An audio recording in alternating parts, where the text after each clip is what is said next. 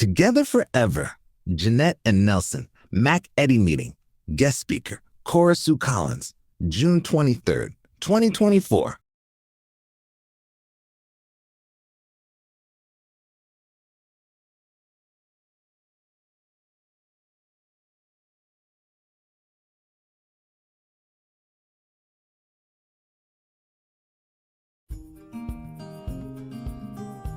I was 3 years old. I had just had my 3rd birthday. And Mother had always wanted to be an actress, a singer, a dancer, a performer of some sort. So Mother picked us up and packed us up. I had a sister 8 years older than me, and took us to Hollywood. And the 3rd day we were here in California, in actually Hollywood, my mother was registering my sister in a school that was on Highland Avenue. This car came screeching to a halt, and this lady jumped out and said something, I'm paraphrasing, something like, would you like to put your little girl in pictures? And my mother said, well, yes. And she said, good, get in the car with me. They're having a casting at Universal. To make a long story dull, I got the part. Chronological age did not make any difference to them. They wanted the smallest appearing child, shortest one, who could remember lines, and I could remember lines. And Mildred and Peggy and Bendy and Peterkin and Fluffy and Roly-Poly. And all so well-behaved. That's because they're having a special treat. Ice cream? No, something better than that. They're going to sit up and see Daddy. He's coming home today, and I have on my best dress, too, see? Well, so you have. You miss your daddy? Uh-huh. And so do Mildred and Peggy and Bendy and Peterkin and Fluffy and Roly-Poly. But I explained to them. About what? The daddies are always busy. Oh, well, you've learned a lot for a small person. Where's your mommy? She's dressing. Look here, I think all these children had better have a nap before train time. I know, a big family's such a worry. Don't I know, with my cat and 2 dogs? Mm-hmm. If you had an unusual quality, Mr. Mayer would foster it, not because he was altruistic. He was not at all altruistic. He just figured there's some way he could make money out of that. It's going to thunder and lightning. Then you best go lock yourself up in a closet. Oh, you made that cake? No, I didn't, and I'll thank you not to say I did. Jim Hawkins made a cake! Jim Hawkins made a cake! No, I didn't. Treasure Island did not have a little girl in it. But if Louis B. Mayer had a child, actress, on contract, she worked. We did whatever we were told. We worked 6 days a week. You worked on Saturdays as well. I didn't know there was any other way of life because it was my way of life. But the little princess may never have her way. It's don't do this and don't do that. On the blooming day.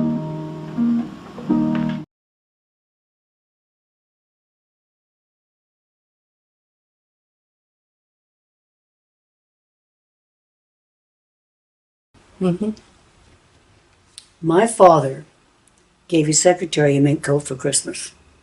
And my mother simply arbitrarily decided that girl was providing other than secretarial services, which we found out to be true because finally my mother and father got a divorce and he married her. So my mother was right. Anyway, my mother thought, well, I'll show him. So she went and she took my sister, who was 9 years older than me, and packed Madge up, my sister and me, and took us to Hollywood. She said, I'll teach him a lesson. Didn't work. Anyway, the 3rd day that we were here in town, she was on Highland Avenue, registering my sister, who was 9 years older, in school. And a car came screeching up to the driveway, to the sidewalk. And a lady hopped out, and in those days they got really all dressed up to go out in a car. She had this enormous hat on the side of her head. And she got out of the car, she pointed to me and asked my mother, she said, would you like to put your little girl in pictures? And my mother said, well, yes. So she said, well, get in the car, they have a casting at Universal. So we got in the car. 3 hours later, we came back with a signed contract. Wow. Unexpected Father, starring Slim Somerville, Zazu Pitts, They were the Lucy and Dissy of that era. Right. And Cora Sue Collins. Now, it could only happen in Hollywood. Right. That's awesome. Isn't that amazing? Yes. That's how I got in pictures. Amazing. That's wonderful. And then, of course, Queen Christina was probably your first really, really huge film. Yes, Yeah. definitely. And my favorite film to this day. I love making it. Yes. And I finally got to watch it on the big screen about 3 weeks ago. I enjoyed it so much. Oh, I love We that. remade her costume, and she appeared with a life-size cutout of herself in Queen Christina Oh my God. at a screening. Take a picture Let's see. of that. That's Let's see if it's. beautiful. Sharon, Well, I'm getting lots. Carol made that costume. Wow. One of my skills. That's wonderful. Absolutely. Ignorance is bliss sometimes. I didn't know what I was doing, but I did it. Man can do anything. It was amazing. I mean, lay a piece of cloth on the floor next to me. You take a marker and mark on go. See, that was And my it- skill set. And it would work. Right. Yeah. Wow. It's amazing. Wow. And so what was Garbo like? She was very, very misunderstood. She wasn't arrogant. She was just a very private person. And she didn't want to meet anyone that she didn't want to meet. If she wanted to meet them, that was all right. Otherwise, she didn't see any reason why she should meet them. And that's her prerogative. I mean, I don't blame her. And she also was known as being very stingy. That's not so, not with me anyway. I can show you all over my apartment things that she brought me. Every time she went to Sweden, she'd bring me back gifts. Wow. She was a lovely lady. Wow. I loved her a lot. That's wonderful. Mm-hmm. Oh, what's that? From Garbo. Well, things Wow. all over the place from Garbo. This is beautiful. Isn't that lovely? Yes, and the So, Cora Sue, you should tell the story about how you got the job for Queen Christina. Cora Sue, how you got the job for Queen Christina. Okay, refresh my memory. Remember, you stood in the sound stage with the black Oh, curtain. that, yes, how it came about. Yeah. You're an old Hollywood buff, so you know this. Yes. The sound stages were enormous in those days. They were like airplane hangars. Right. And there's this huge stage, and there was a black velvet curtain from floor to ceiling, and all these little girls lined up in front. And one by one, they were dismissed.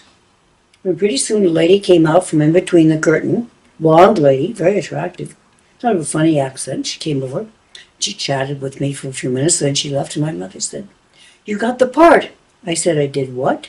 She said, "That was this Garbo." I said, "Who?" I mean, I had never heard of Greta Garbo. Wow. But she was such a nice, gracious, sweet lady. Yeah. We remained friends until the end of her life.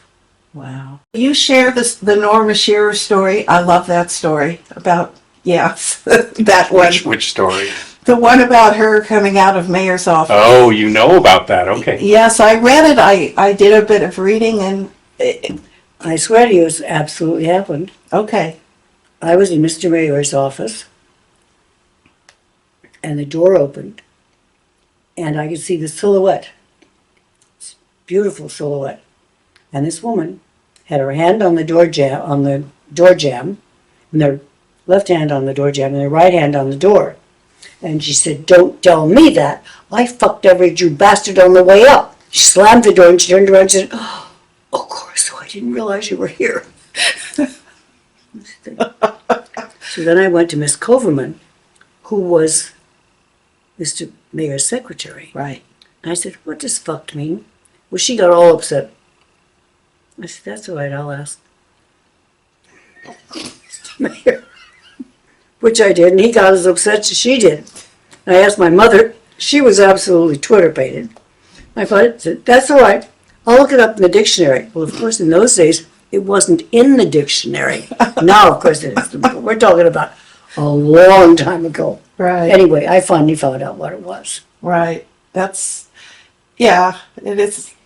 That's an amazing story. And it sort of follows with, I think, what went on there, so. Well, it was the casting couch era. Right. I mean, frankly, it still is. Yes, Nothing has changed.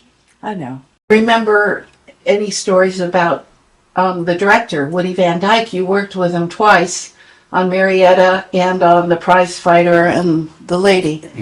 I remember him as being a very, very good director and very nice man. Yeah, he was.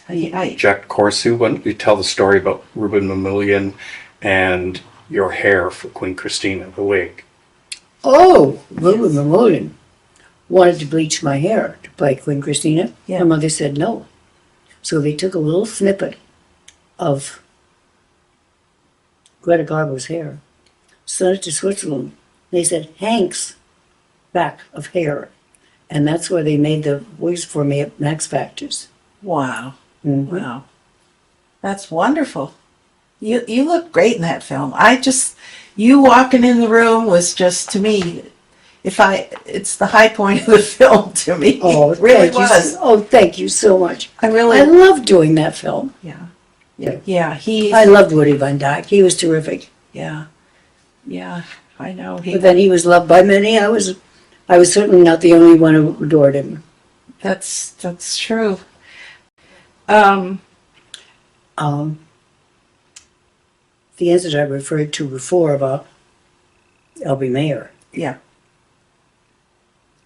when he found out that I was serious about I wasn't going to sleep with Harry or him or anybody else, he waggled he had these little short fat fingers, and he was a little man, and he jumped up on his desk, which was on a dais, so he could be taller than anybody, and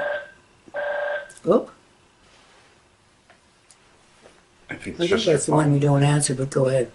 And he waggled his little fat finger under my nose, and he said, Cora Sue, you will never work on a soundstage again as long as you live. And I said, Mr. Mayor, that's my heartfelt desire. And to this day, it was the best single decision I ever made. That's awesome. That's great that you walked away. I did. And kept your sanity and had a life. Yes. And the funny thing was that later, much later, phone rang and I answered the phone. And I said, he said hello, and I said, Mr. Mayor, how are you? And he said, very well, dear. He said, he said, I'm going to make a film with all your friends. I said, oh, they've all told me about so and so and so. He said, how would you like to play the bride who spent the weekend at the Waldorf? I said, oh, Mr. Mayor, I think you just talked me out of retirement. And I was so thrilled, so I made the film. It was fun. Enjoyed it. I made 2 other films. And I decided, I don't want to do this. Right. And that was the last thing I did. Wow. And will you tell the story of what happened, of why you went to see Mr. Mayor and told him what had happened? I'll be glad to tell you. Thank you. My parents were divorced, as I've said before, so I didn't have a father figure. But there was a man I respected a great deal, named Harry Ruskin, who was a brilliant writer. His name was on, you can research this, his name was on 50% of the films that went out of MGM. Because when they needed to cut 30 minutes out of the running time and not destroy the storyline, Harry Ruskin could do it like that. So he was on every film. It was wonderful. And he was this dear friend of mine. And he annotated all of my homework. I mean, everything. My philosophy is his philosophy. I adored this man. So one day, and what he used to do was, he, on Tuesdays, he would have the people he considered to be amusing. And I was lucky enough to be among that group. I mean, God, it was Lana Turner and Betty. I mean, you just can't imagine. The biggest stars in Hollywood Right. were the people he considered to be amusing, and he invited them to lunch because they had notoriously bad food at the commissary at MGM. Yeah. So he would send somewhere for very good food, and we'd all eat on book stands, on his desk. We'd sit on the floor, eat on the chairs, in his office and his office. So we'd sit there. So one day he said, "Are you coming next Tuesday?" I said, "I don't know." A couple of days later, the phone rang. He said, "Are you coming next Tuesday?" I said, "I don't know, Harry. It's a little late to, I don't know why." Then he called. He said, "Are you coming Tuesday?" I said, "I'll be there." Wow. I didn't know what it was. I walked in, and there was no one there. I said, "Where is everybody?" He said, "I wrote a synopsis for you, and I wanted you to read it alone." I read it.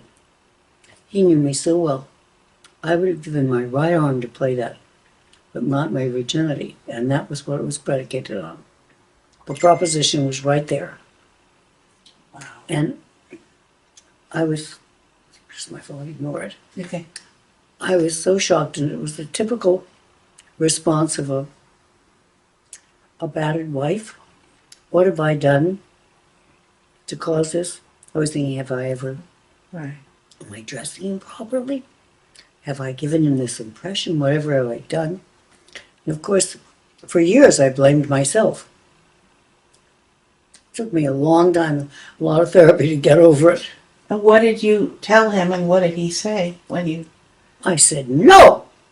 And he said, "There are a dozen girls in this town who'd be glad to play that part." I said, "Good, let them." Wow. And then I realized that I was starting to cry, and that was a sign of weakness, because you didn't cry unless they told you to cry, Right. because you'd get hoarse. So I excused myself, and I went on that many years ago. The first door I came to that was unlocked was a cleaning closet. Now, they didn't even have a light on in those days. So I blocked the door so nobody could get in. I had a good cry and mop, sop, got myself cleaned up, went out, and went up to Mr. Mayor's office. And actually, I went down to Mr. Mayor's office on the first floor. And I went in, and Miss Silverman said, "You didn't have an appointment with Mr. Mayor." I said, "No, but there are people here waiting. Obviously, he has appointments. I can wait." So I sat down. So pretty soon, person after person went in. Then pretty soon the door opened, and he himself came out. And he said, "Come." So he took me, and he never opened the door. He had a button where he could open the door, and Miss Coverman had a button she could press that would open the door. And he would sit at his desk that was up on this dais. So he was taller than everybody. Typical little man syndrome. Anyway, I went in, and he came over and actually got me and took me in. And he said, "Tell me, what do you think of the script? What do you think of the synopsis?" And I couldn't get a word in edgewise, and I thought, well, I'll just wait until he stops talking, and then I'll tell him. So he finally stopped, and he said, "I have your famous cinematographer, Jimmy Wong Howe, your famous this, that, and so forth and so on." Finally he said, "What do you think of it?" And I said, "But Mr. Mayor, do you know what he wants me to do?" So he had all this huge, oversized furniture. And I was in a great big black leather overstuffed chair. And he sat on the arm of it. We'll put him here. I was here. He sat on the arm, and he pulled me over to it. He said, over to him rather, and he said, "You'll get used to it, dearie." Well, as I say, 45 minutes later, when he found out I was serious about not doing it, that was when he waggled his little fat finger under my nose and said, "You'll never work on a sound stage again as long as you live." That's awful. But that was the business, and the business is still that way. Yeah. So Cora Sue, knew her mother and knew Lucy, and she also, in the 50s, she was married and had children, same time that Lucy had children, and they would have birthday parties together. Oh, yes. Oh. And yes. last year or the year before, Lucy Arnaz did a show at Vitello's, and we came to it. We had a picture printed up from one of those birthday parties and gave it to Lucy, which she had never seen in her life. Wow. Because it was just a family photo, just a... Amazing. Why don't you tell about the time that Miss Garbo invited you for tea at the dressing room, and your mother wanted to meet her? Oh, this is a funny story. Okay. We all know how famous Miss Garbo was. Right. My mother knew her. I mean, she had so many friends, close friends, who were really big stars, but she wanted to meet Miss Garbo. Right. And she said, just tell Miss Garbo that your mother wants to meet her. And I said, Mom, you don't understand. You don't tell Miss Garbo anything. She tells you something and you nod. That's the way it goes. And to the day my mother died, she never got to meet her. Wow. Oh, but tell about when you were taken to the dressing room. I was just going to tell Oh, sorry, I'm for No. interrupting. Anyway, when I would be invited to Miss Garbo's dressing room, she had a tall, wonderful African-American lady who worked for her. And I was a little girl, and I'm sure she isn't as big as I remember her, because I remember her as being a giant. But for me, she was a giant. Right. She would come to my dressing room and pick me up. And my mother would open the door, and I would be there. My mother would be here opening the door, and it would be this lovely lady. And she would put her hand on the door jamb, and then she would reach forward. She would reach forward and take my hand and bring me toward her. And as she would close the door, she would say, "We'll take Cora Sue back to her dressing room when they finish tea," or whatever she said. Mother never, ever, ever got to meet her. Oh, that's, wow. Miss Garbo, I don't blame her. It was her prerogative. She didn't have to meet anyone she didn't want to meet. That's true. Cora Sue, why don't you tell your Lucy story? Oh, Which one I could bore you for the rest of the afternoon? Tell the one about when she took you to that nightclub. Oh! Shortly after she divorced Desi, Yeah. Desi was the love of her life. yes. And when she divorced him, she was drinking too much. And she used to love to go to these celebrity nights in the nightclubs, and this was at Ciro's. And we were at a ringside table, and she was up on the dais, and she said, "And now I want to introduce my darling little friend, Cora Sue Collins." Well, from that day hence, every birthday card, every letter, every invitation, anything that I received from her was written Cora Sue. Oh, I love that lady. She was just a sweetheart. Just a precious, wonderful, lovely lady. Yeah. They're so adorable. Let's get a good shot of that. That's wonderful. Cora Sue's director's chair from MGM. Oh, and how did you get this? My mother just kept it. Wow. And everybody had them at these days. But this is the only one we know of that exists. I know Shirley had one. I know all the child stars had these. But mine is the only one we know of that's still alive. It's just a sweet little chair. I love it. It's just adorable. It used to have a script bag on this side, but it's good things go at one. Yeah. Well, still, you've got that. But isn't it amazing? Yes. It's held up all those years. Yes. Wow. Talking about 90 some odd years. I know.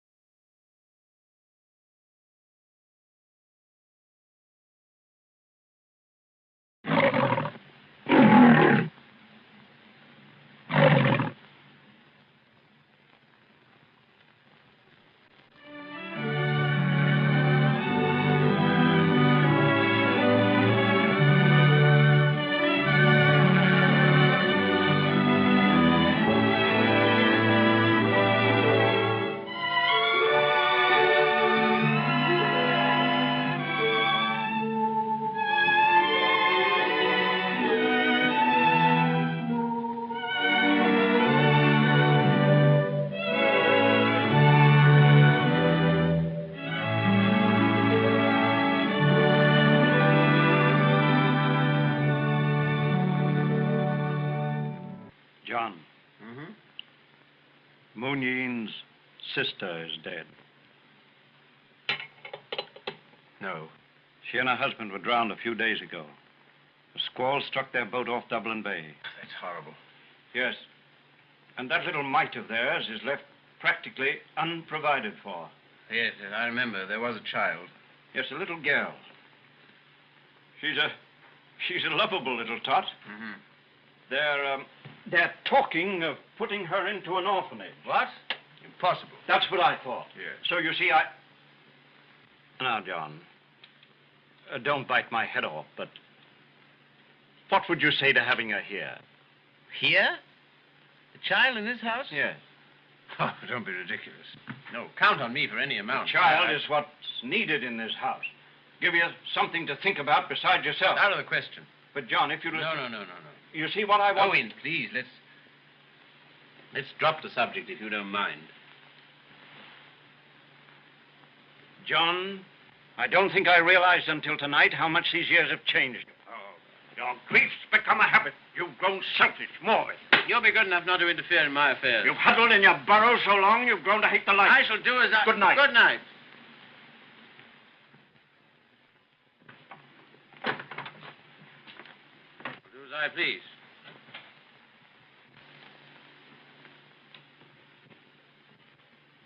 Huh, ridiculous nonsense. Manage my own life. Who's going to dictate to me? Found this up. What the? Oh, what do you want? Here. Come here. Come. I don't think I like you. What? Oh, indeed. I resent that. Why not? You're so grumpy. I shall tell my daddy.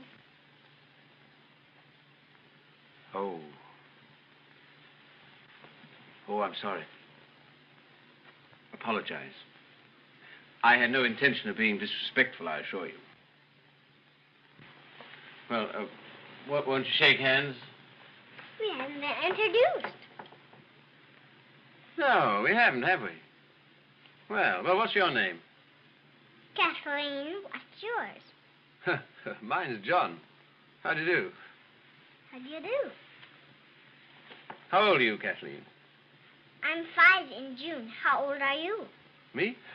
Well, I'm a little older than that. Yeah. Very pretty. This is a new frock. Very becoming. And I've got on my best panties with a little tuck. Yeah, it's charming. Won't you sit down, Kathleen?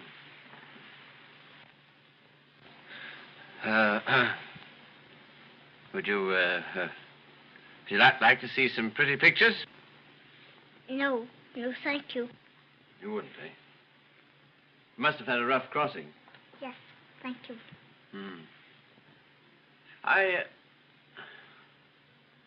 Perhaps you care for some milk or something? No, thank you. Would you, by any chance, like to make your home with me? No, thank you. Why not? Don't you like me? No, thank you. Oh.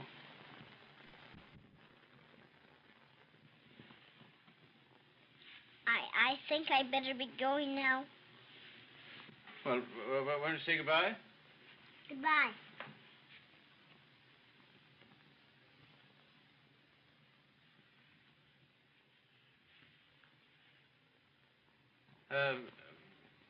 Mr. Toastmaster, ladies and gentlemen, and Miss Sheridan. It is my pleasure and my privilege on this auspicious occasion... Here. I thank you. To offer my felicitations to as charming a lady as ever graced a bachelor's board. Here. Hooray! I thank you. Now to blow out the candles. Remember, you don't get your wish unless you blow them all out at once. Now, when I say 3, Kathleen blows. Ready? 1, 2, 3. Oh, splendid! Hold that for blow. Bravo.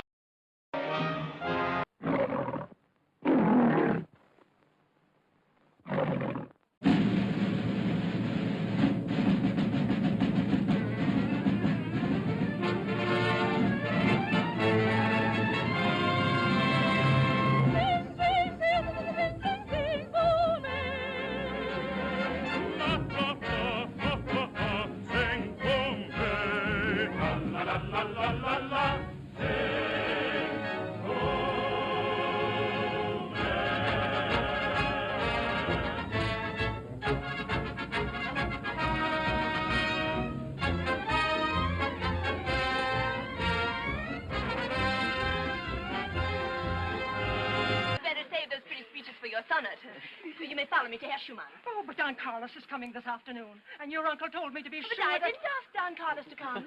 Oh, but walking in this part of town... Oh, well, Prunella, as you've always said, I have my native dignity. Herr Schumann. Your Highness, you better look to your dignity.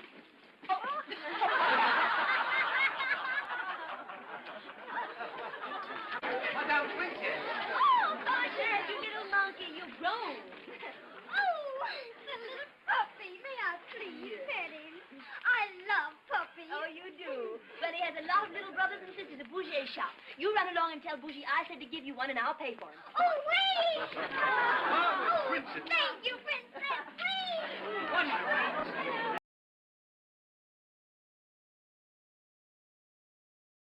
The first thing that I want to say is that I was hoping that we would be in this room at the smokehouse because Uncle Pat O'Brien is right there on the wall. And Pat O'Brien is the first gentleman that took care of Cora Sue and her mother when they came to Hollywood. True. He sort of saw her mother and Cora Sue as babes in the woods. You need an agent. You need someone to protect you. You need somebody who knows how the business works. And he and his wife became lifelong friends. Isn't that right, Cora Sue? The best friends I ever had. Eloise and Pat O'Brien, they were just wonderful people. And just the fact that Pat O'Brien is on the wall there, to me, just makes this a really special afternoon. Oh, me too. I loved him so much. It's like he's watching out for you still. He still is. It's true. So you told some of the great stories on the tape. So, what else can I ask you? I don't know. Okay, well, let's talk about your Lana Turner eyebrows. Oh, okay. Lana Turner was a very good friend of my mother's, and she was babysitting me. And I know that it was early on in the relationship because I was still calling her Miss Turner. And I said, oh, Miss Turner, when I grow up, I want to have eyebrows just like yours. And they went like that. She said, are you working the next couple of weeks? I said, not to my knowledge. I don't think so. We were both under contract MGM. But she got out her tweezers, plucked my eyebrows, and they never grew back. To this day, I have two little pieces of eyebrows. I look like I'm frowning all the time or surprised, whichever. Never grew back. And Mr. Mayor was furious. And I said, but it's my fault. I begged her to do it. And my mother didn't talk to her for, I don't know, forever. But I said, but it was my fault. I begged her to do it. So that's how I ended up with no eyebrows. Mr. Mayor was not happy with a little girl who was 6 years old and had to have her eyebrows drawn on. Not the wholesome little girl look. No. So let's see. Why don't we talk a little bit about Greta Garbo? You had a home in Paris, yes. And Miss Garbo, when she went to Paris, she would visit you all the time. Oh, yes. But I think the story starts in Beverly Hills. Start it there. At Miss Garbo's home. Miss Garbo had a beautiful home, which must have been a Frank Lloyd Wright house, because it had a big rectangular swimming pool and a patio around it that was red brick. I don't know what it is now, but in those days it was red brick. And then she had a big round plateau and a huge tree and a table, and that's where we used to have lunch. And one day she said, you are so fortunate. Look at your bosom. And I'd learned that if you say the last few words of what someone is saying, they'll usually continue with their idea. And I said, I'm so fortunate. She said, yes, look at your breasts. Your bosoms are beautiful. And you don't have to swim. You've never had to swim 100 laps in an ice-cold swimming pool or lake every morning of your life. And I said, no. Poor lady, someone had told her, I guess when she was very young, that she had to swim. And of course, if you think about it, have you ever seen a swimmer with bosoms? No, they have shoulders and backs, but they don't have bosoms. Anyway, this poor lady, misguided, but a sweetheart. What a lovely person. And I, of course, never thought I could tell her. You know, as I told my mother, you don't tell Miss Garbo anything. It's true. So then decades later, you're still friends with Miss Garbo. You've always called her Miss Garbo. And she and you used to go walking in Paris. Yes. She was so sweet. She said, call me Gigi. Call me anything, but just don't call me Miss Garbo. Just call me. And I'd go, Miss Garbo. It wouldn't come out of respect. I called her Miss Garbo until the day she died. She called me Soraku. Oh, no, that's Lucy. Right. Yeah. Right. I'm sorry. Yeah. So do you remember you two would walk for hours in Paris, and then you'd come back, and Miss Garbo would always be really disgruntled because she was getting recognized. That was so funny. We'd walk and walk and walk, and we'd come back to the apartment, and she'd be grumbling to herself, and I'd say, what's wrong? And she'd say, after all these years, they still say, you, Greta Garbo. Well, of course, let me describe how she dressed. She wore black shoes, brogans they were called, B-R-O-G-A-N, and they were black patent leather with a big black grosgrain ribbon bow on the toe. And then she wore men's trousers, and she just, if you were trying to imitate Greta Garbo, that's what you'd wear. And I didn't have the nerve to tell her that she was dressing like a caricature of herself. She's such a sweet lady. So, Cora Sue, do you want to tell the story of Jeanette MacDonald and Nelson in the shower? Yes. Oh, yeah. Not both of them in the shower. No. That would have been better. That's a better story to tell, but not true. No. Nelson was in the shower. And Loretta opened the door.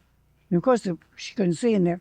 So she went, ding dong, dinner's ready. And then she went downstairs, and her house guest was downstairs. That had been Jeanette, but that would have been Gene Reynolds. She thought it was her husband, Gene Raymond, and she was surprising him, and it wasn't. It was Nelson who'd stopped in, was going to have dinner, and was in the shower first. So it was a big surprise for everybody. Yeah, so I think when you told her before, she came downstairs, and Gene was downstairs, and she went, who's in the bathroom? That's right. She was totally surprised. Yeah. I just want to tell one little adjunct story about Harry Ruskin, because Cora Sue told me this story years ago, and about a year or two ago, I was watching Turner Classic Movies, and Andy Hardy Goes to College was on. Mm-hmm. Harry Ruskin wrote the script. It happened right around this time period, and the B plot in that movie is about a professor who has a co-ed who has a crush on him. And so the professor guy keeps talking to, I forget who, in the movie about, the pressure of, this young girl's crazy about him. What's he going to do? He wants to let her down easy and all this stuff. And I'm watching this, and I bet this is Harry's justification for what happened with Cora Sue. He laid it in the girl's lap. It's her fault it was happening. So, just my opinion, but it's the same time period. So let's open this up to any questions anyone will have. Anyone? Yeah. Yes. It's amazing because yesterday I watched that movie with Greta Garbo and her in it, and I'd never seen it before. Oh, Queen Christina. Yes, and I didn't know that she would be here today. Oh, what a nice surprise. But she reminds me so much of my great-granddaughter that's only 5 years old. But she has that same quality of, I'm not afraid to talk. And I noticed that you were not afraid to talk, that you were not. Mm-hmm. And I think that's a wonderful quality that you have. Thank you. It was a great movie, by the way. I thought it was a super movie. And we got to watch it last year at the Costume Designers Guild. Yes. which was the first time I'd ever seen it on a big screen. I loved it. Oh, she was beautiful. Her skin was like Miss Garbo? yes. Oh my God, she was magnificent. She was beautiful. Any other questions? Yeah.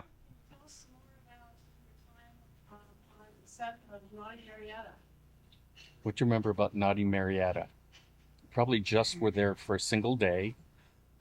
I don't remember a lot because I think it was in those days they filmed everything in one day. So I don't really remember much about it. Do you remember the puppy? I remember the puppy. Of course. What child wouldn't remember a puppy? Did you get to take the puppy home? Pardon? Were you able to take the puppy home? No. I wanted to. Oh, we have a question back there. Will Rogers donated the park. Oh, hang on one second. Okay. Go ahead, Cora Sue. Will Rogers. Okay, Will Rogers donated the park. It's a little triangular park between the Beverly Hills Hotel and Beverly Hills in a little park. And he donated it. And he was very fond of us. And he would call my mother and he'd say, "What are you doing for lunch?" And we would tell him, and he would join us or we would join him. And one day he called and Mother said, "She's filming in your park across from across from the hotel." So he went there. And when he went, I was beseeching my mother because there was this lovely little dog there who was an actor. I said, "Please buy him for me. Please buy him for me. He's so adorable." And of course, Mr. Rogers, who could do anything, bought the dog for me. It's a wonderful dog. I loved that dog. So sweet. Mr. Rogers was such a wonderful person. He's a lovely man. Yeah. I just want to show, was that scene on the studio? Was it at the studio? The scene with Jeanette? The dog with Jeanette.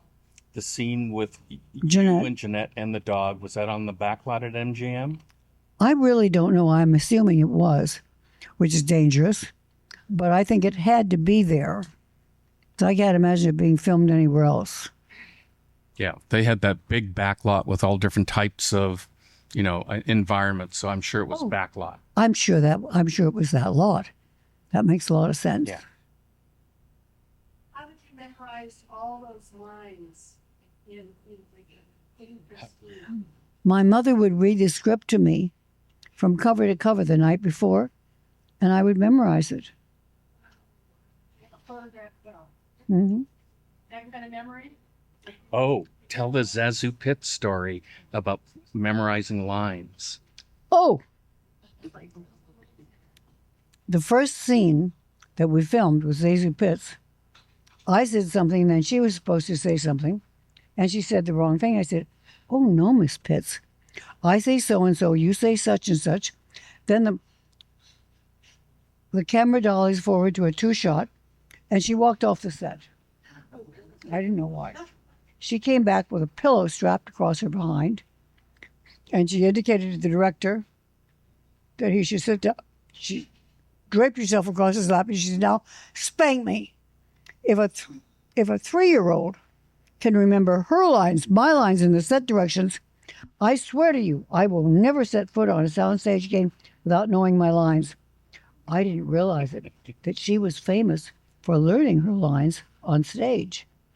And years ago, years later, 25, maybe 30 years later, because we remained friends until she passed away, I was visiting her in New York, and she was speaking with some friends, and she said,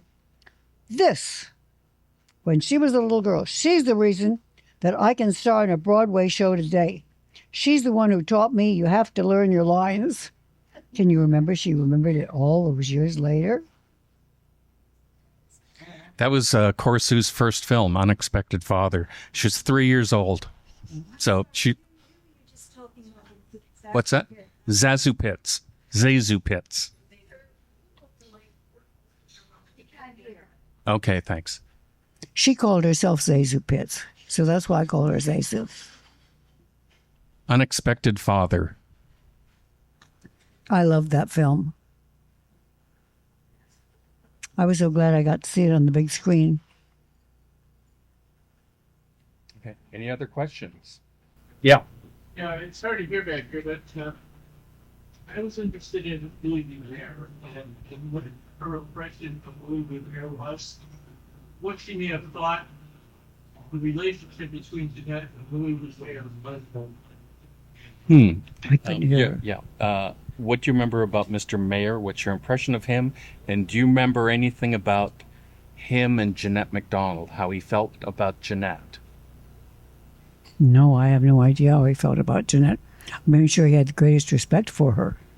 And she was married to Irving Thalberg, for goodness sakes. No. Jeanette was married to Jean Raymond. I'm sorry to Jean. She was. Yeah. I meant to say Jean Raymond. I'm sorry. Yeah. So tell us what you remember about Mr. Mayer. What was your impression of him? To anyone who worked for him, he was God. There was no question. He would tell you to do it, and you did it, period. There was no discussion. What if you didn't do it? What do you want? What if you defied him? No one defied him. Oh, my goodness. I think we all thought we would have been beheaded if we defied him. But then the day came, when where the studio had crossed the line and you did defy Mr. Mayer. I did indeed. I did indeed. It was a terrible day for me. Harry Ruskin. My parents were divorced. My father gave his secretary a mink coat for Christmas, and my mother just arbitrarily decided that girl was providing other than secretarial services. So she left my father. Well, of course, that didn't mean a thing to him. So whatever, that didn't work out. But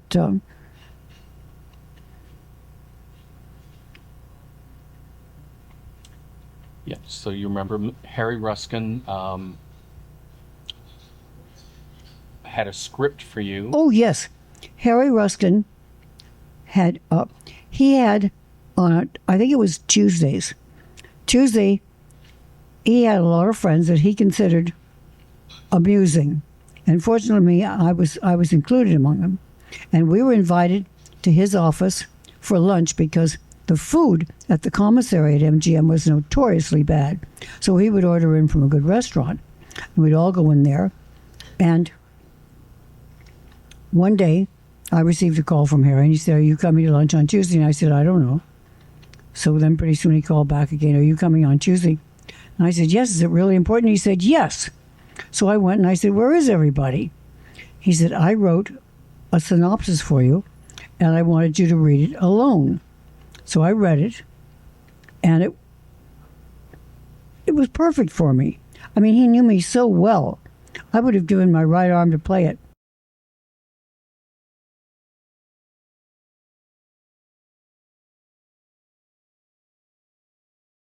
But not my virginity, because that was the caveat. And he said, "There are a dozen girls in this town that'd be delighted to me." And I said, "Good, let them." And that was how I found out what that word meant. How old were you? About 6. No, you would have been older. You were probably 13 or 14. Maybe. You're right. Yeah, because this is the early 40s. Right. But it was amazing. So you went to Mr. Mayer's office to tell him, "This is what Harry expects of me." Mm-hmm. And Mr. Mayer was not the fatherly figure that you expected he would be.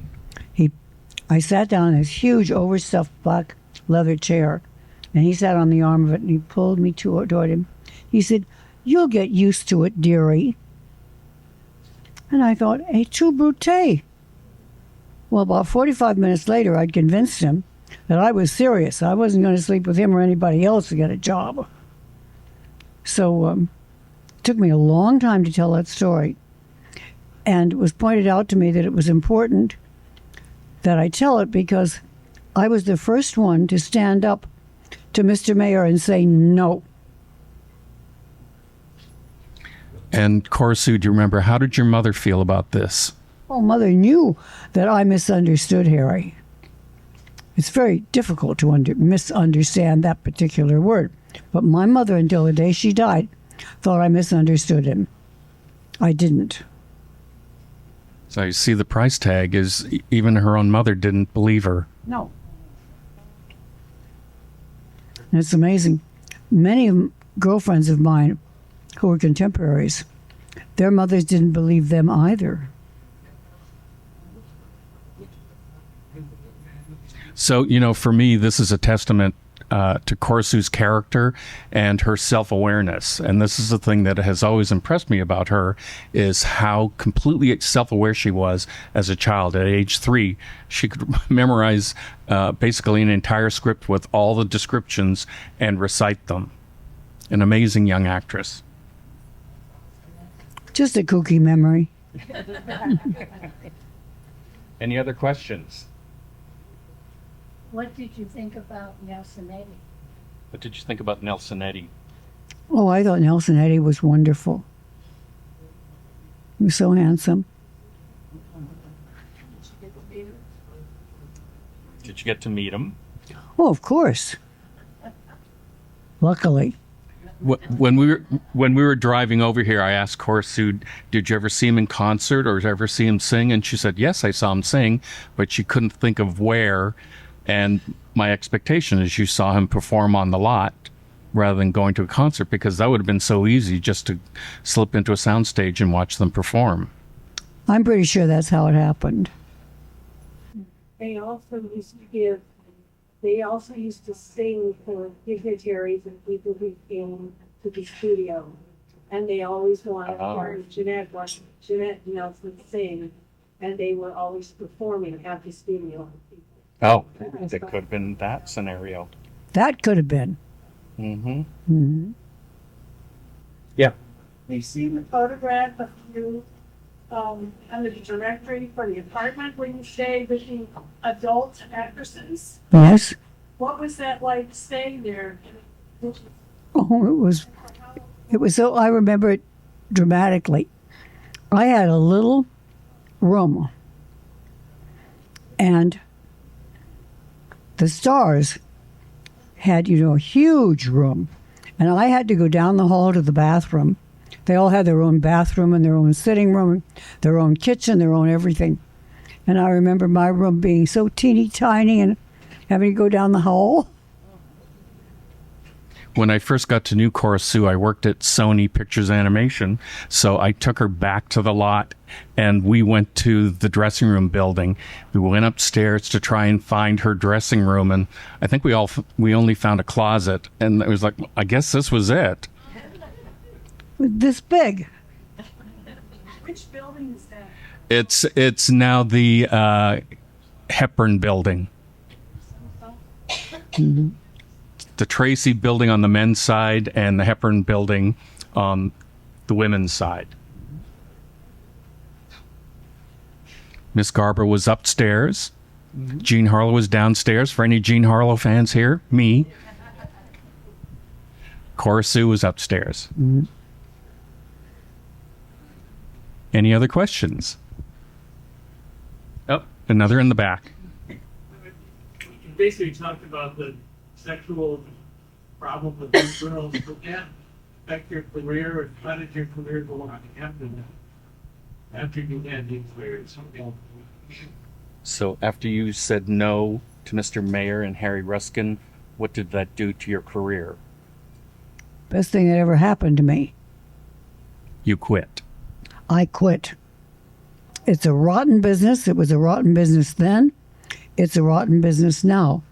Any business that is solely controlled by a male, excuse me, but it's true. It's the same thing. It still goes on. How old were you when you quit? How old were you when you quit? I'm going to say around 14, 15. I think I was just a few weeks short of my 16th birthday. And boy, I said, I'm out of here.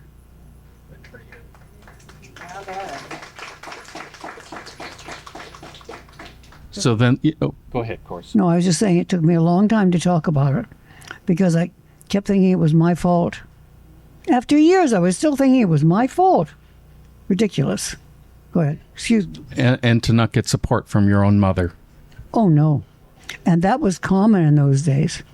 The girls I knew had the same problem. Their mother misunderstood. They said, you misunderstood. Well, it's hard to misunderstand. Yeah, and this is that problem when the child is also the wage earner in the house. The mother is now in a conflicted position. Very difficult. And I had a wonderful sister who was older than me, and it was difficult for her too because the younger child should be a spoke in the wheel, not the cog round which the wheel turns. It was a very difficult situation for all of us. Question here. Yeah. How did her mother take that? How did she got quit? I mean, obviously, mother wanted to continue apparently, but how did you get that one over on your mother? It seemed like it still minor. Was she able to accept that? Since you were still a minor, your mother had to basically accept the fact that you were going to resign. Yes. The studio, and so your mother had to agree. Is that right? Yes. She had no choice because I simply refused to work. Cora Sue had a strong will. To put it bluntly, yes. Oh, well, now Cora Sue was loaned out to other studios all the time. Mm-hmm. So anytime she came back to MGM, she still prayed to those people. So she wasn't happy with the film business anyway and wanted to do something else with her life. 7-year contract. So it started in 1934, November of 34. I don't know the mechanics of that. I think you just, because Mr. Mayer was angry with you for refusing the offer, that he was agreeable to cancel your contract. That's how I imagine that happened. That's how I imagine it happened also. I think I was just difficult to deal with. Cora Sue, did you make a lot of money, or that's beside the point, but did you get to keep any of that money going forward, or did your parents just use it to... What did she say? She's asking, did you make a lot of money when you worked in the film business, and did you get to keep all the money? Yes and no. I never saw any of the rewards of that. Now, you did have a house in Beverly Hills, oh, yes, on Beverly Drive. A beautiful home. Is that in your name? What's Is that? that in her name? Did she own a home? Oh, I'm sure not. I'm sure it was my mother's name. I would imagine. I mean, I was young. I think that it's Pat O'Brien that really guided them through the machinations of Hollywood. So he would have helped her mother with, put your money here, buy this house, do this kind of thing, so that they survived. Cora Sue always had a house in Beverly Hills. Even after she left the film business, she lived in Reno, she lived in Acapulco, she lived in Paris, she lived in Phoenix, but she always had a house in Beverly Hills. So she did maintain money, and she also married very well twice. Mm-hmm. Lucky. Miss Person, what type of work did you do after you left MGM? Pardon?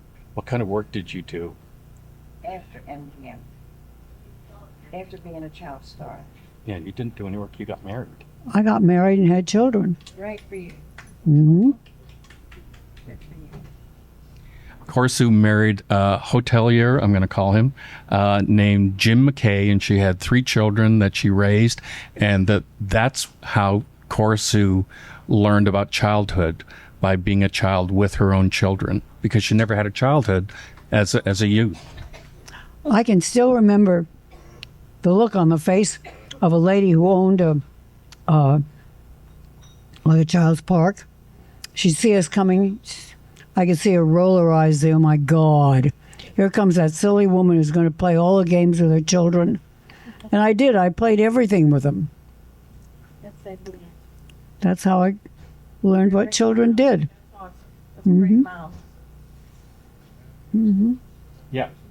All right, to piggyback on what Cora Sue talked about before with the leaving there, I've heard, maybe I've heard wrong, but I've heard that Shirley Temple and her mother had the same experience in leaving there. It's in Shirley's. Really? Oh. Yep. Okay, so he's saying that Shirley Temple and her mother had the same experience with Mr. Mayer. Mr. Mayer exposed himself to the 2 of them. Oh, no. No, he was a piece of work. Yeah. But Shirley was very important. I think if Cora Sue had wanted to pursue a career, Mr. Mayer might have chosen to do some damage, but she wanted out sincerely. So for her, it was a non-issue. He couldn't do anything. So then when a script came along where he needed a nice young girl to play a bride, he thought of Cora Sue, and all was forgiven at that time. Mm-hmm. I played the bride who spent the weekend at the Waldorf. And that was fun. I enjoyed it. Did the part and thought, I don't want to do this anymore. I made the right decision. I'm out of here. So, I keep interrupting all the time, but I have to tell you, when I first met Cora Sue, I wanted to hear all about Jean Harlow, and I did. And we'd go out to dinner, and she'd tell me all these wonderful Hollywood stories. And then we'd start to talk about the things that she did when she left the studio and how she lived in all these different parts of the world and all these incredible adventures she had. And I remember when we came back to your place, I said, Cora Sue, your life is much more interesting after you left the business. And you said, really? And I went, we're going to be friends. We are going to be friends forever. And that's true. We are still. And it's true. Her life is so much more interesting after she left the film business. She knew everybody back then just as friends. She never saw them in movies, so they weren't movie stars. But just the most amazing life, and just a very smart, funny woman. Thank you. This is where you blush. Blush, blush, blush. Okay. Any other questions? Anybody want to badmouth Mr. Mayer some more? Okay, so I know that. Oh, one more. What year did you live in Reno? When did you live in Reno? Oh, gosh. I'm not good with years at all. I'm going to say it was the late 40s, early 50s. Does that sound right? Yes, because that's when my children were born. Right. How many girls do you have? 2 girls, 1 boy. Mm-hmm. Just has 1 daughter left right now. Grandchildren? Grandchildren? Yes. Tons of them. Grandchildren, great-grandchildren? Yes. Yeah. And it's wonderful because you can give them back. Yeah. That's a fun part of it. And I do enjoy it. Oh. I have wonderful grandchildren. I'm very blessed. God has been good to me. Do you get to see your grandchildren often? Yes. Thank God. And that's not a figure of speech. Believe me, I thank him. Yeah, Cora Sue's daughter lives in town, and so a lot of her grandchildren live in town, so she sees them regularly. Yes.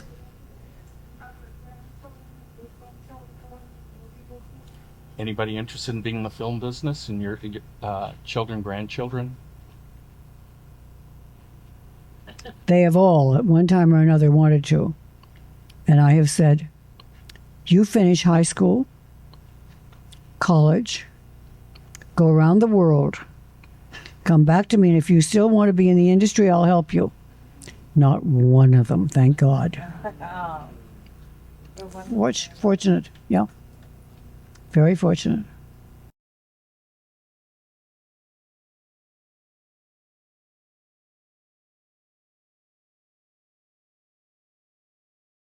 Okay, we have one last thing to do because we have to wrap up in a few minutes.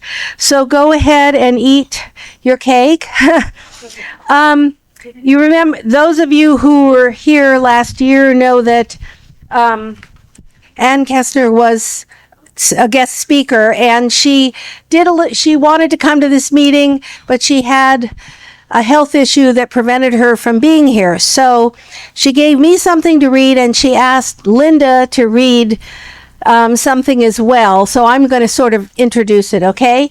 So last year at this time, we welcomed a new member of our group who was also one of our presenters here at the Smokehouse. Unfortunately, due to eye surgery, Ann Kestner is not with us today, but she intends to make our very next get-together wherever it is. You may recall that Ann, who is still working, is a journalist with a long career at all three major television and radio networks, both in front of and behind the cameras and microphones. Her work as I'll say it again. Her work as a network news correspondent and producer-director has taken her all over the world, sometimes with just 15 minutes notice. Currently, she is finishing a book on Dale Evans with Dale and Roy Rogers' daughter Cheryl, who was here last year at our luncheon. And she's also writing a 5-part documentary that she's working on now. Ann never met Nelson or Jeanette, but her parents did after a performance in Milwaukee. Interestingly, Ann and Nelson had the same manager, Art Rush, and same business manager, Jim Osborne, who was also the executor of their estates. Later, she even had the same cleaning lady as Ann Eddy, if you remember her story last time. In any case, Ann was planning to join us to present her review of another book about Nelson, one she's frankly not fond of. In her absence, Ann has requested that Linda Tolman read to you her review of the Gail Lulé biography entitled Nelson Eddy, America's Greatest Baritone. So Linda's going to do that, but for some of you who may not know, Linda now owns the charm bracelet that Nelson gave Jeanette for her birthday. She wears it in the film. You can see it in one scene, and she later wore it in Three Daring Daughters. Linda just found that. So it's here, so she's glad to show it to everybody. So we are going to have to wrap up like in the next 15 minutes. We're going to do this quickly. And you can come up and see it as we're wrapping up. But come on up and speak, and then we might have a closing word from Bob Rush here, based on what she's going to read. This is the book that she is referring to that a lot of you probably have read and thrown away over a period of time. Basically, what she said is, many years ago, when I worked for CBS, I would often do extra tasks, including writing book reviews, which I would deliver to the CBS radio network. I recorded them at KNX on Sunset, the same studios where Nelson Eddy hosted many of his network radio programs. Like you, I have read many of Sharon Rich's wonderful books and articles about Nelson Eddy and Jeanette MacDonald. I have also read much of what Katie Gardner has written. As a writer and editor, I feel qualified to say that both are excellent authors who communicate with accuracy and feeling. I cannot say the same about a self-published book written about Nelson by Gail Lulé, a counselor and outplacement consultant from Illinois. Living in the nearby state of Wisconsin, I tried phoning her many times to discuss the book. There never was an answer. I also called her son Michael, who's an attorney in Naperville, Illinois. Much to my surprise, within 2 days, Michael Lulé returned my call from his cell phone on a Sunday afternoon. He said his mom had died about 8 or 9 years ago and that he had been estranged. He told me he never read the book, had no idea who Nelson or Jeanette were, and that the other names I mentioned, such as Nelson's manager Art Rush, were totally unfamiliar to him. Michael Luley said he returned my call as a courtesy, but was unable to shed any light on anything commented in his mother's book. So I'll share my reaction to her book, published in 1992. In my opinion, the writing is gushy, syrupy, and in cases where I know better, inaccurate. In reading from cover to cover, I kept wondering who might have put Gail Luley up to writing such a saccharine book, which made Nelson's marriage to Anne Dennett's Franklin sound like a knockoff of Romeo and Juliet. The so-called biography also talks about how close Nelson was to his father, the father who habitually was drunk, unemployed, and beat Nelson and his mother to a pulp before he left them penniless. Should anyone have questions about this, may I refer you to the full court transcript of the divorce proceedings of Nelson's parents, which includes testimony from both Nelson's mother and grandmother. Sharon Rich reproduced this on one of the Eddy Today magazines and has mentioned that Nelson, still a young boy, sent a letter to his father asking for financial help, only to be told none was forthcoming. This resulted in Nelson dropping out of school at the age of 15 and going to work to help support his mother. Luley has endless quotes from Nelson's nightclub partner, Gail Sherwood, with Gail going on and on about how wonderful and generous Ann Eddy always was. What a happy couple they were, and how she and Ann stayed in touch with long after Nelson had died. In reality, Ann left Nelson's voluminous musical scores to Occidental College in Los Angeles, marking them open to all, except his mistress, Gail Sherwood. Those were Ann's words. Let me read from another section of the book, which is highly inaccurate. Art Rush was Nelson's manager for 22 years. That part is correct. What isn't correct is the following. The Rush's sons, quote, Bob and Bill shared with me many happy childhood memories of visits to the Eddy home and cherished the generous gifts Nelson and Ann gave them. Bob Rush, who is Nelson's godchild and is named for him, Robert Nelson Rush, never met Nelson or Ann. Bob is with us today and also attends our gatherings here and was here a year ago. The Eddys were never at the Rush homes in Studio City or Toluca Lake. Bob's mother, Mary Jo, appeared on Broadway with Fred Astaire before having signed by MGM. She had some featured roles and also appeared in an extra in some films, including Naughty Marietta. And in 1935, she dated Nelson. Bob says Nelson was the only Rush client, the others being Roy Rogers and Dale Evans, Mario Lanza, John Raitt, and the Sons of the Pioneers, among others, who was never at their house. Bob's late brother, Bill, was a busy surgeon who lived with his wife and 2 children in Northern California. Most of Bob's life has been in Southern California.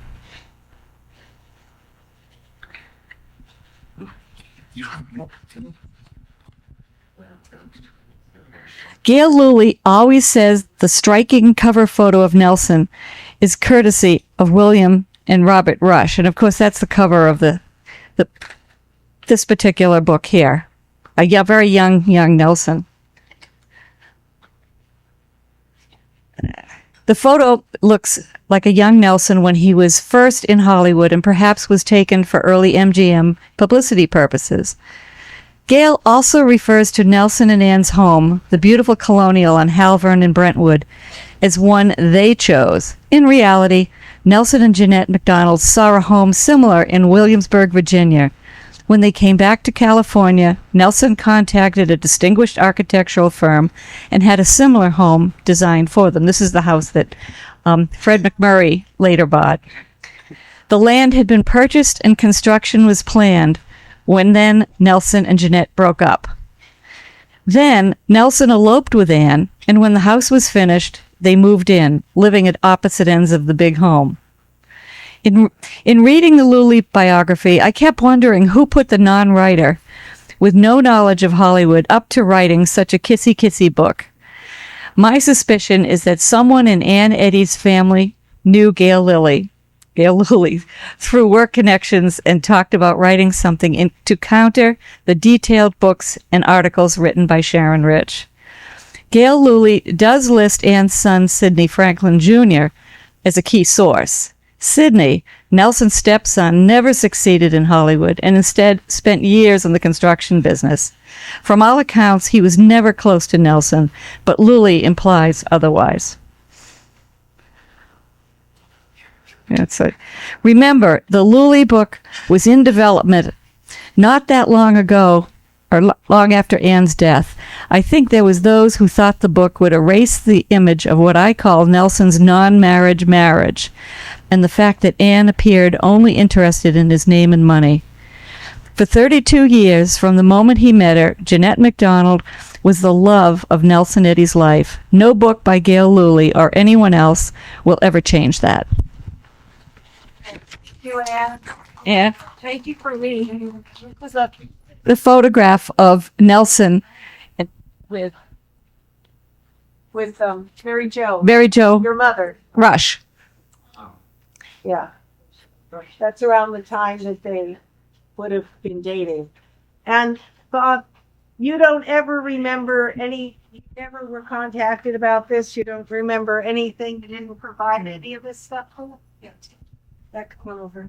It's great to see all you. I remember you from the last year, but I went all the way through high school, graduated North Hollywood High in 1960, and I didn't even know my dad managed Nelson Eddy. Roy Rogers, Dale Evans were at our house all the time. The Sons of the Pioneers used to rehearse there. Mario Alonzo, who my father started, came over to the house. Little story one time, he came over after a concert and my mom asked if he was hungry. He said, yeah, sure, can you make me an omelet? It was a 13-egg omelet and he ate the whole thing. It was unbelievable. And Walter Lance and Gracie Lance, who created Woody Woodpecker, when I was a kid, he used to come over and draw pictures of Woody Woodpecker for me. And his wife did the voice, the laugh, thing, you know. And I would ask her, do that laugh. And she used to do it all the time. But I never saw Nelson Eddy. The only time I ever saw him was at his funeral. And I don't even remember seeing him. But I was there. And your middle name is Nelson. My first name is Robert, from Robert Armbruster, a conductor and orchestrator and whatever. And Nelson Eddy. My dad was managing him. I didn't even know it. But the other thing is the bust that I brought last year of my father's head was always out in our family. I was seeing it all the time. And every time I saw it, I couldn't believe how perfect it was of my father. It was amazing. Nelson is an unbelievable talent.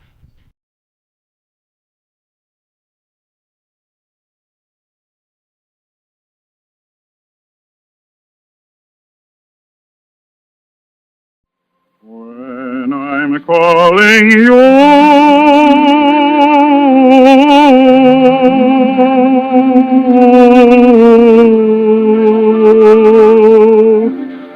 will you answer too?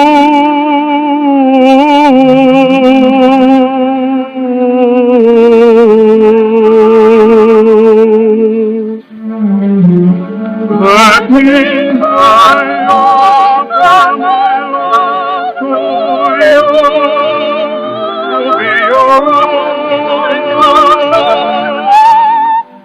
If you refuse me, what shall I do? Just waiting all alone. What if when you hear my love call ringing clear, and I hear your answering echo so dear, then I will know what